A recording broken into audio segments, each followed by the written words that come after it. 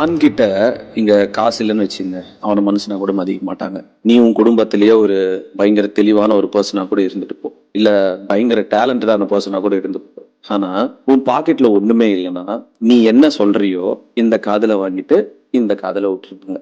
இதை விட ஒரு கசப்பான ஒரு உண்மை என்னன்னா, உனக்கு கிடைக்க வேண்டிய அந்த ரெஸ்பெக்ட் ரெகனைசேஷன் எப்ப கிடைக்கும்னா, நீ ஏதாவது ஒரு குடும்பத்துக்கு எடுத்துன்னு போய் நீ ஆஃபர் பண்ணாதான், நீ சம்பாதிச்சது ஏதாவது எடுத்துன்னு போய் அந்த டேபிள்ல வச்சாதான் ஒரு பையனுக்கு அந்த மரியாதைன்றதே கிடைக்கும். உன் ஃப்ரெண்ட்ஸு, ஃபேமிலி, ரிலேட்டிவ்ஸ் இவங்கெல்லாம் உனக்கு சப்போர்ட்டிவா தான் இருப்பாங்க. எப்போ வரைக்கும் தெரியுமா?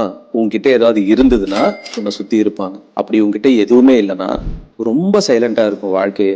ஸோ ஒரு ஃபினான்ஷியல் ஸ்டெபிலிட்டின்றது ஒரு ஆணுக்கு ரொம்பவே முக்கியம். It's not about luxury. But ஆனா உன்கிட்ட காசு இருந்ததுன்னா எவ்வளோ பெரிய பேட்டிலா இருக்கட்டும், எவ்வளோ பெரிய போரா இருக்கட்டும், எல்லாத்தையும் என்னால மீண்டு வர முடியும். இந்த சும்மா அன்பு, அஃபெக்ஷன், இந்த காதல், சொந்தக்காரங்க இதெல்லாம் கிடையவே கிடையாதுங்க. ஒரு பையனா நம்ம பிறந்துட்டாலே பிறந்ததுல இருந்தே ஒரு பெரிய ரிஸ்க நம்ம தோல் மேல சுமந்து தான் நம்ம போறோம். அப்படிதான் நம்ம வாழ்ந்து ஆகணும். சொசைட்டி அப்படிதான் நம்மளை ட்ரீட் பண்ணும். உன்கிட்ட ஒண்ணுமே இல்லைன்னா நீ எல்லாம் ஒரு ஆள் கூட கிடையாது. உன் ஃபினான்ஷியல் ஸ்டேட்டஸை இன்க்ரீஸ் பண்ணு. இதுதான் உன்னோட ஃபியூச்சரை காப்பாற்றும்.